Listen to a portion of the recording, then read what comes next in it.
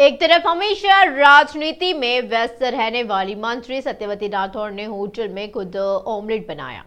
महबूबाबाद का दौरा पूरा कर हैदराबाद जा रही मंत्री सत्यवती राठौर ने सड़क किनारे एक होटल में होटल स्टाफ को चौंका दिया।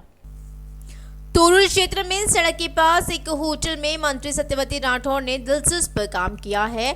भोजनावकाश के दौरान मंत्री ने होटल में कार्यरत महिला कर्मचारियों से बातचीत करी और जब होटल के कर्मचारी खाना बना रहे थे तो मंत्री ने खुद उनके साथ ऑमलेट बनाया और कर्मचारियों को परोसा। इससे होटल स्टाफ खुश था, लेकिन मंत्री ने बताया कि जब भी उन्हें समय मिलता है तो वह परिवार के सदस्यों के लिए खुद खाना बनाते हैं। मंत्री गंगूला कमलकर ने कहा है कि केसीआर सरकार पिछड़े समुदाय के पोस्ट मैट्रिक हॉस्टल के छात्रों को मधुर समाचार देगी। मंत्री गंगूला कमलाकर ने कहा है कि राज्य के 401 प्री मैट्रिक छात्रावासों में 30,732 छात्रों की तरह राज्य में बीसी पोस्ट मैट्रिक छात्रावासों के छात्रों को भी पूर्ण आवास प्रदान किया जा रहा है। राज्य के 302 पोस्ट मैट्रिक छात्रावासों में 34,000 से अधिक बीसी छात्रों को इस वर्ष से भोजन और आवास के साथ पूर्ण कॉस्मेटिक शुल्क, नोटबुक और अन्य सुविधाएं प्रदान की जा रही है। कलमन कुंडला कविता ने संबंधित निर्वाचन क्षेत्रों में विकास कार्यों से संबंधित मुद्दों पर मंत्री कपिला ईश्वर और कई नेताओं के साथ बैठक करी है। उन्होंने शहर स्थित अपने आवास पर नेताओं से मुलाकात करी है।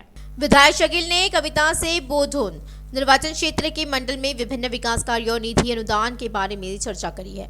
बैठक में सरकार को दिए जाने वाले प्रस्तावों, विशेषकर सड़कों एवं सिंचाई नहरों के विकास पर चर्चा की गई। मंत्री केटीआर के निजामाबाद दौरे की तैयारियों को लेकर विधायक शकील और गणेश से भी चर्चा की गई है। कविता ने सिंगरौली क्षेत्र के निर्वाचन क्षेत्रों की स्थानीय महिलाओं से शिष्टाचार मुलाकात करी। पेटपादली और जिला पंचायत अध्यक्ष पुट्टा मधु ने कविता के साथ विभिन्न पदों पर चर्चा करी है। मंत्री कपिला ईश्वर, एमएलसी रमना और विधायक विद्यासागर राव और डॉक्टर संजय कुमार ने मुलाकात करी और विभिन्न मुद्दों पर चर्चा की है। कविता ने ऑटो चालकों के अनुरोध पर सकारात्मक प्रतिक्रियाएं दी है। मालूम हो कि लोकसभा अध्यक्ष ओम बिरला ने केंद्र सरकार के खिलाफ विपक्ष द्वारा पारित अविश्वास प्रस्ताव को मंजूरी दे दी है। उन्होंने कहा है कि विपक्ष द्वारा केंद्र सरकार पर लगाए गए अविश्वास प्रस्ताव में कुछ भी गलत नहीं है। कांग्रेस, बीआरएस और एमआईएम पार्टियां एक ही बताई जाती हैं। उन्होंने कहा कि तेलंगाना के लोगों को इन तीनों पार्टियों के बीच हुए त्रुटिपूर्ण समझौतों को समझना चाहिए। किशन रेड्डी ने कहा कि इन तीनों पार्टियों ने कई बार प्रत्यक्ष और अप्रत्यक्ष रूप से तेलंगाना प्रशासन किया है। किशन रेड्डी ने कहा कि बीआरएस पार्टी की कार का स्टीयरिंग व्हील एमआईएम के पास था। उन्होंने कहा कि बीआरएस के खिलाफ सिर्फ बीजेपी ही लड़ेगी और बीआरएस की जन विरोधी नीतियों के खिलाफ लड़ाई लड़ेगी। उन्होंने बीआरएस, कांग्रेस और एमआईएम की पारिवारिक पार्टियां कहकर आलोचना करी। उन्होंने कहा कि अगर तेलंगाना में बदलाव लाना है तो बीजेपी की सरकार आनी होगी। पार्लियामेंट में चर्चा करने को तैयार नहीं है। बार बार भारतीय जनता पार्टी का द्वारा, केंद्र सरकार के द्वारा हम चर्चा के लिए तैयार है।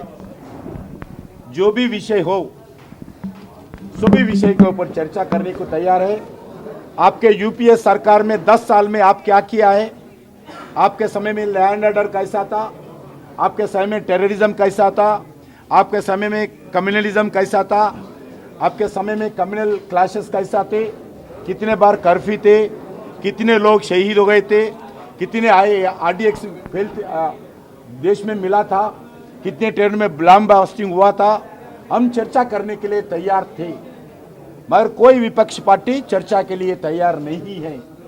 इसलिए फाइनली दे केम फॉरवर्ड, जो नो कॉन्फिडेंस मोशन लगाने के लिए आए हैं।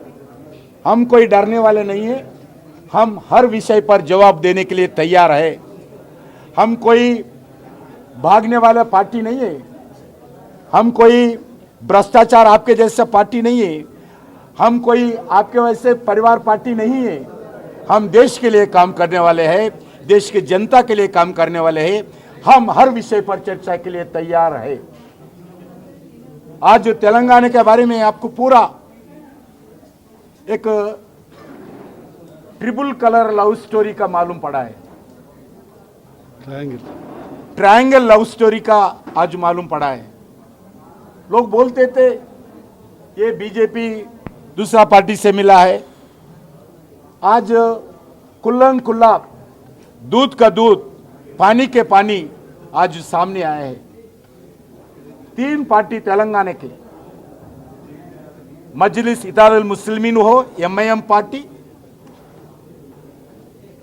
BRS पार्टी हो तेलंगाना में जो सत्तादल पार्टी है, जो कांग्रेस पार्टी, आज 3 पार्टी मिलकर नो कॉन्फिडेंस के मोशन के ऊपर आज हस्ताक्षर करके उनका खुला रूप क्या है, असली रूप क्या है, ये लोग पूरे बहुत सालों से मिले हैं, मिलके सरकार चलाए हैं। कांग्रेस BRS पार्टी पहला TRS थे, केंद्र में तेलंगाना में सरकार में थे, अलग अलग इलेक्शंस में अलायंस करे थे। आज MIM पार्टी का स्टेटमेंट मालूम है, KCR मुख्यमंत्री कुर्सी में बैठे हैं ड्राइविंग सीट पे, मगर इस गाड़ी का एक्सीलेटर मेरा हाथ में है। टीपीसीसी के अध्यक्ष रेवंत रेड्डी ने कहा है कि पिछले हफ्ते से हो रही भारी बारिश के कारण हैदराबाद शहर अस्त व्यस्त हो गया है और BRS सरकार बाढ़ से पीड़ित लोगों की मदद करने में विफल रही है। उन्होंने बिल्कुल भी परवाह न करने के लिए CM KCR और मंत्री KTR की आलोचना करी है। बर्थडे सेलिब्रेशन के खुमार में डूबे KCR को जनता की परवाह नहीं। उन्होंने कहा कि अगर लोगों को दिक्कत हो रही है तो कम से कम बारिश और बाढ़ पर समीक्षा नहीं करी गई है। उन्होंने रेड अलर्ट की घोषणा के बावजूद कोई एहतियाती कदम नहीं उठाने के लिए मौसम विभाग की आलोचना करी और रेवंत ने कहा कि KCR ने दावा किया था कि वह हैदराबाद को डलास और पुराने शहर इस्तांबुल बना देंगे। आखिरकार दोनों पिता और पुत्र ने शहर को गंदगी में बदल दिया है। उन्होंने आलोचना करी कि KCR के 9 साल के शासन के दौरान एक भी ऐसा काम नहीं किया गया जिससे हैदराबाद के लोगों को फायदा हो। रेवंत ने सुझाव दिया है कि भारी बारिश के मद्देनजर लोगों को सतर्क रहना चाहिए और नालों और बाढ़ वाले इलाकों में नहीं जाना चाहिए। गजवेल DCC के अध्यक्ष पूर्व विधायक नरसा रेड्डी ने पदयात्रा जारी रखी। यह तीर्थ यात्रा गजवेल मंडल के रामचंद्रपुरम गांव में आयोजित की। इस पदयात्रा में पूर्व PCC अध्यक्ष और पूर्व राज्यसभा सदस्य V हनुमंतराव शामिल हुए और पूर्व विधायक नरसा रेड्डी को V हनुमंतराव ने आश्वासन दिया। स्थानीय लोगों ने बात करी है कि डबल बेडरूम मकान और ऐसी लोन के अनुदान के बारे में जानकारी ली। इसके बाद कांग्रेस नेताओं और कार्यकर्ताओं ने मिलकर राष्ट्रीय ध्वज फहराया। नेताओं ने जय कांग्रेस के नारे लगाए। इस कार्यक्रम में स्थानीय नेता और कार्यकर्ता शामिल हुए। मंचिरियाला जिले के काशीपेट मंडल में ग्राम पंचायत कार्यकर्ताओं ने मंडल परिषद कार्यालय में पर विरोध प्रदर्शन किया है। DGS के अध्यक्ष प्रोफेसर कुंडराम ने कार्यकर्ताओं का समर्थन किया। कुंडराम ने कहा है कि सरकार को कई नुकसान होंगे। उन्होंने इस बात पर रोष व्यक्त किया कि वेतन बढ़ाने के साधनों को किनारे रखा जा रहा है। उन्होंने इन सबको नजरअंदाज करने के लिए सरकार की आलोचना करी है। ज्ञात होगी तेलंगाना उच्च न्यायालय ने BRS कोतागुडेम विधायक वनवा वेंकटेश्वर राव के चुनाव को अवैध घोषित कर दिया है और इस संदर्भ में YSRTP अध्यक्ष शर्मिला ने BRS की आलोचना करी है। उन्होंने आलोचना करी है कि BRS में सभी विधायक डरपोक हैं। शर्मिला ने कहा है कि चुनाव आयोग को गुमराह करने वाले सभी BRS नेता हैं। उन्होंने कहा है कि वे चोर है और जो रईसों की तरह समाज में घूम रहे हैं। उन्होंने कहा है कि चुनावी हलफनामों में जो दिखाया गया वही पहाड़ छुपाया गया। शर्मिला ने कहा है कि YSRTP मुख्य निर्वाचन अधिकारी से सत्तारूढ़ दल के विधायकों के हलफनामों की तुरंत जांच करने और गलत जानकारी देने वाले BRS विधायकों को अयोग्य घोषित करने की अपील करेगी। उन्होंने कहा कि जो लोग चुनाव आयोग को धोखा देकर सत्ता का आनंद ले रहे हैं, उन्होंने दोबारा चुनाव लड़ने के लिए अयोग्य घोषित करना चाहते हैं। हैदराबाद बीजेपी कार्यालय में बीजेपी कार्यकर्ताओं ने निजामाबाद के सांसद धर्मपुरी अरविंद के खिलाफ विरोध प्रदर्शन किया। निजामाबाद के संयुक्त भाजपा कार्यकर्ताओं ने नामपल्ली पार्टी कार्यालय पर विरोध प्रदर्शन किया है। सांसद अरविंद ने 13 मंडलों के अध्यक्ष और एक तरफा बदल दिया है। अमूर, बालकोंडा और बोधन से बड़ी संख्या में कार्यकर्ताओं ने भाजपा कार्यालय पर विरोध प्रदर्शन किया। धरना न करने की बात कहने भाजपा कार्यालय पहुंचे भाजपा प्रदेश सचिव प्रकाश रेड्डी से निजामाबाद, आमोर और बोधन के कार्यकर्ताओं की बहस हो गई है। श्रृंखला कुचिपुड़ी नृत्य अकादमी के तत्वाधान में नर्तक वेंपड़ब्बा लक्ष्मी ने रविंद्र भारती में कुचिपुड़ी मंच पर पदार्पण किया है। संध्या राजू द्वारा संचालित कार्यक्रम के मुख्य अतिथि रैंको निदेशक निर्मला राजा, पद्मश्री लीला सैमसन और फिल्म अभिनेत्री झांसी थी। भारत बायोटेक की संस्थापक डॉक्टर सुचिन्ना एल्ला ने कहा है कि काचिपुड़ी नृत्य को सुरक्षित किया जाना चाहिए और इसे आने वाली पीढ़ियों तक पहुंचाया जाना चाहिए, भले ही यह एक भारतीय पारंपरिक कला है। संध्या राजू ने कहा है कि यह सराहनीय है कि नृत्यांगना लक्ष्मी वित्तीय कठिनाइयों के बावजूद नृत्य कला के प्रति जुनून के साथ सीखती है और प्रदर्शन करती है। उन्होंने कहा है कि उन्होंने न केवल सीखा बल्कि एक शिक्षक के रूप में कलाकारों को प्रशिक्षित भी किया है। कमनघाट ज्ञान अंजनेय स्वामी मंदिर में तनाव की स्थिति बन गई। भक्त ने मंदिर के कर्मचारियों को सूचित किया है कि एक व्यक्ति ने मंदिर में तांबे के पेड़ के ऊपर से पेशाब कर दिया है और इसकी जानकारी भाजपा नेताओं को हुई तो उन्होंने मंदिर पर धरना शुरू कर दिया। बीजेपी पार्षद वंगा मधुसूदन रेड्डी ने मंदिर को पवित्र करने वाले लोगों के खिलाफ कार्रवाई की मांग करी और साथ ही पार्षद ने मंदिर के ईवो श्रीनिवास के खिलाफ कार्रवाई की मांग करी। एसीपी जानकी रेड्डी ने कहा है कि मंदिर में कोई अपवित्रता नहीं हुई है। एसीपी जानकी रेड्डी ने बताया कि लोगों को इससे गलत सूचना पर विश्वास नहीं करना चाहिए और उचित जांच की जाएगी और तथ्य सामने लाए जाएंगे और इसलिए एसीपी जानकी रेड्डी ने भक्तों से संयम बरतने की अपील करी है। प्रदेश कार्यकारी समिति के सदस्य गोदावरी अंजिरेड्डी ने कहा है कि पठान चेरू निर्वाचन क्षेत्र में भाजपा एक अजय ताकत बन गई है। उन्होंने कहा है कि न केवल निर्वाचन क्षेत्र में बल्कि पूरे तेलंगाना में लोगों को विशेषकर युवाओं की नजरें भाजपा के पीछे है।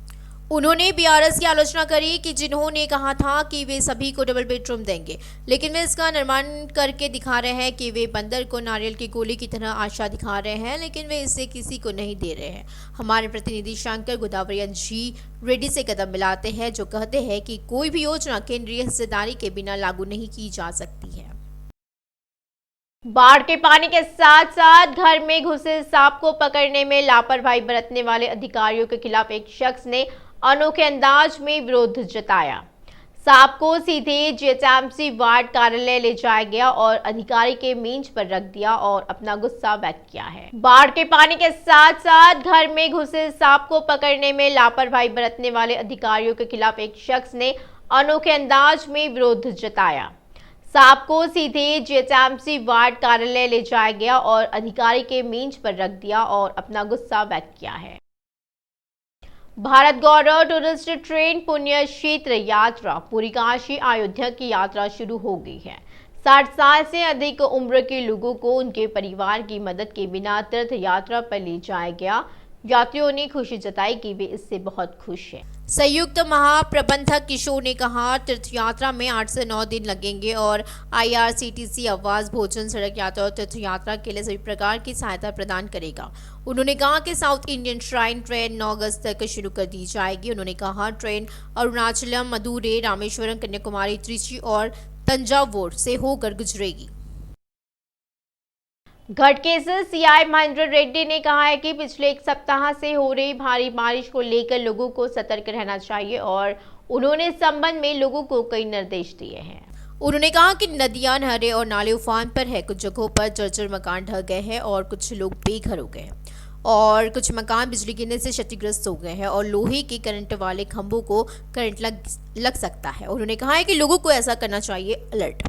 उन्होंने लोगों को सलाह दी है कि वे बारिश के मद्देनजर नदी नालों को पार करने की कोशिश न करें और लोहे के बिजली के खंभों से दूर रहें।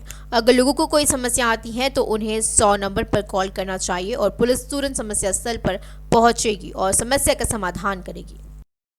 पिछले कुछ दिनों से हो रही बारिश के कारण सभी सड़कों पर पानी भर गया है।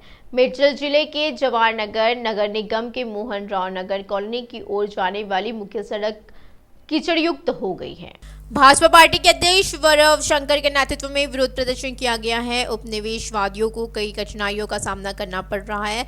इससे पहले मंत्री केटीआर और चमकूरा मल्लारेड्डी के नेतृत्व में उन्होंने शिकायत की है कि शीला पट्टिका बड़े धूमधाम से लगाई गई थी कि सड़क का काम शुरू किया जा रहा है। हमारे SITI विजन के प्रतिनिधि वेंकटेश साहब ने आमने सामने बीजेपी नेताओं से जिनका कहना है कि अब तक सड़क का काम शुरू नहीं हुआ है। हैदराबाद सहित तेलंगाना क्षेत्र में भारी बारिश के मद्देनजर जीएचएमसी ने हैदराबाद के निवासियों को अलर्ट किया है। ऐसे में शहर में हाई अलर्ट जारी कर दिया गया है। अधिकारियों ने निवासियों को सलाह दी है कि जब तक कोई आपात स्थिति न हो वे बाहर न निकले। अगर आपको किसी चीज की जरूरत है तो आपको 930 या 113667 0402111111 पर कॉल करने की सलाह दी जाए। जीएसएमसी ने शहरवासियों को एसएमएस भेजकर अलर्ट किया। सोशल मीडिया और मीडिया के जरिए अलर्ट कर रहे हैं।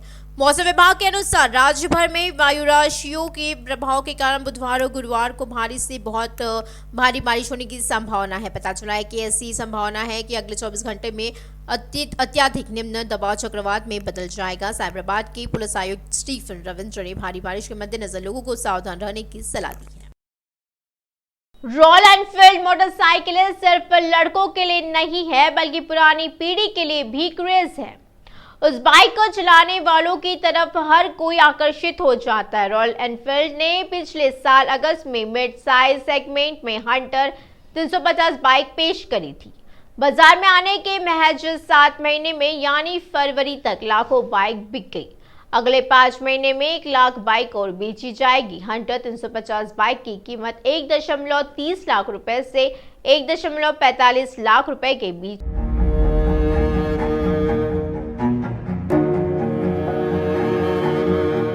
रॉयल एनफील्ड की नवीनतम प्रविष्टि मोटरसाइकिल बाजार में उपलब्ध हंटर 350 सबसे किफ़ायती कॉम्पैक्ट बाइक है। 17 इंच ऑलिव व्हील का यह बाइक हैंडल और डायरेक्शन परिवर्तन अलग तरह का है। हंटर 350 के साथ साथ बाजार में आई क्लासिक 350 और मीटर 350 बाइक में भी 349 सीसी का इंजन है, लेकिन कई लोगों की दिलचस्पी हंटर 350 बाइक में है।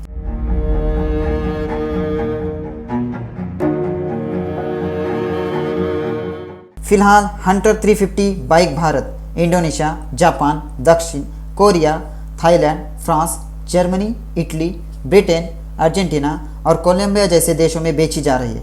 मैक्सिको, ऑस्ट्रेलिया और न्यूजीलैंड में बेची जाने वाली रॉयल एनफील्ड हंटर 350 बाइक का जल्द ही ब्राजील में लॉन्च किया जाएगा।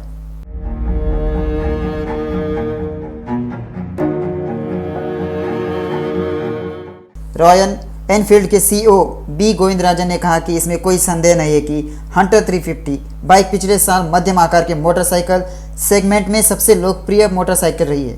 उन्होंने कहा कि उन्हें गर्व है कि हंटर 350 ने दुनिया भर के 20 लाख मोटर बाइक सवारों का मन मोह लिया है। न केवल भारत में बल्कि अंतर्राष्ट्रीय बाजारों में भी हंटर 350 की लोकप्रियता दिन ब दिन बढ़ती जा रही है।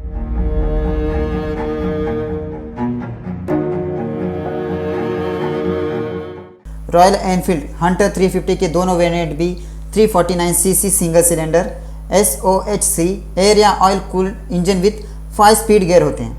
यह 6100 RPM पर 20.2 bhp और 4000 RPM पर 27 Nm टॉर्च उत्पन्न करता है। फ्रंट और rear disc brake, dual channel ABS, LED tail light, dual tone paint theme शामिल है।